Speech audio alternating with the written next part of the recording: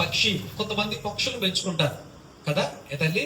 నాకు పక్షులు పెంచుకోవడం ఇష్టం ఉండదు. నాకు మనం రాజమండ్రి కానీ ధవళేశ్వరం కానీ ఇలా వెళుతూ ఉంటే రోడ్డు పక్కన పంజరాల్లో ఏమమ్ముతుంటారు, పక్షులను అమ్ముతుంటారు కదా, రకరకాల పక్షులు అమ్ముతుంటారు.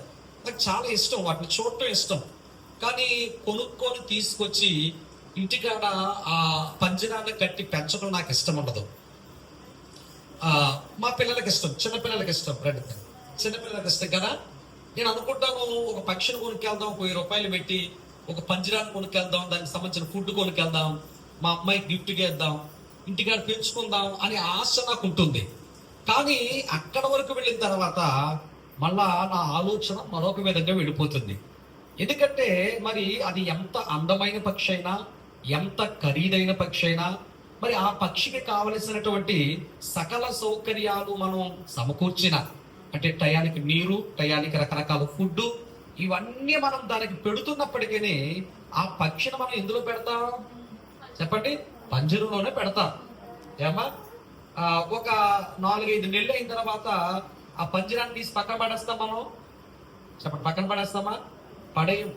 ఆ పక్షి బ్రతుకున్నంత వరకు కూడా మనం ఏం చేస్తాం? దాన్ని పంజరములోనే పెడతాం. ఎందుకు పెడతాం పంజరములో అంటే, మనం ఎంతకాలం దాన్ని పోషించినా ఆ పంజరం, ఆ డోర్ తెరవగానే అదేమవుతుంది? మరి ఎందుకు ఎగిరిపోవాలి? మనం దాన్ని పంజరంలోనే ఎందుకు పెంచాలి? ఏమండి, ఒక 4-5 నెలలు అయిన తర్వాత దాని డోర్ తీసేస్తే అది చక్కగా మనతో పాటు మన ఇంట్లో తిరగొచ్చు కదా. దానికి పంజరం అవసరం లేదు కదా. అయితే అలా ఎగురుకుంటూ వెళ్ళిపోయి మళ్ళా వచ్చి రాత్రులు సాయంకాలం మన ఇంటికి వచ్చి మనతో పాటు అది ఉండొచ్చు కదా. ఉంటుందంటారు? అలా చెప్పండి, ఉండదు. ఎన్ని సంవత్సరాలైనా, ఎన్ని నెలలైనా దాన్ని మనం ఏం చేస్తామంటే పంజరంలోనే పెడతాం. ఎందుకు పెడతామంటే, పంజరం తలుపు తెస్తే అది పారిపోతుంది, వెళ్ళిపోయింది, మన తిరిగి రాదు. అంటే మనం దానికి కావలసిన సకల సదుపాయాలు సమకూర్చినప్పటికీ ఆ పక్షి కోరుకునేది ఏంటంటే చెప్పండి, నేను ఈ పంజరములోంచి బయటకు వెళ్ళిపోవాలి. అంటే దానికి ఏం కావాలి చెప్పండి? స్వేచ్ఛ కావాలి, స్వాతంత్రం. నువ్వు టయానికి రకరకాల ఖరీదైనటువంటి భోజన పదార్థాలు దానికి సమకూర్చినప్పటికీ నిపుణులారా, అది కోరుకునేది ఏంటంటే, నాకు స్వేచ్ఛ కావాలి. నాకేం కావాలి? స్వాతంత్రము. ఒక పక్షికే స్వేచ్ఛ, స్వాతంత్రం కావాలని చెప్పి మనం ఎంత చక్కటి ఆహారం పెడుతున్నా నాకు ఈ పంజరములో ఏమాత్రం ఉండటానికి ఇష్టం లేదు. నేను బయటికే వెళ్ళిపోవాలి, నా అంతట నేను స్వేచ్ఛగా తిరగాలి, నా అంతట నేను స్వతంత్రంగా బ్రతకాలని చెప్పి ఒక పక్షికే ఉన్నప్పుడు ఒక మనిషికి చెప్పండి, మరి స్వేచ్ఛ, స్వాతంత్రం కావాలా వద్దా? కావాలొద్దా చెప్పండి? అందుకే నాకు పక్షులు పెంచుకోవడం ఇష్టం ఉండదు. వాటిని చూస్తాను, సంతోషిస్తాను, ఇంటికి పట్టుగా అనిపిస్తుంది. కానీ మరలా నాకు లేదు.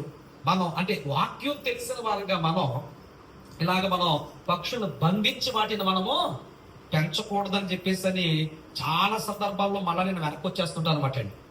ఎందుకంటే నిజానికి మనం దానికి ఏదైనా ఒక మంచి చెయ్యాలి అని అనుకుంటే ఏం చేయాలని మనం ఆ పంజరము నుంచి విడుదల కలిగించాలి తప్ప మళ్ళీ ఇంకో కొత్త పంజరం చేసి ఇంటికి పట్టుకెళ్ళి మనం దాన్ని పెంచుకోకూడదు.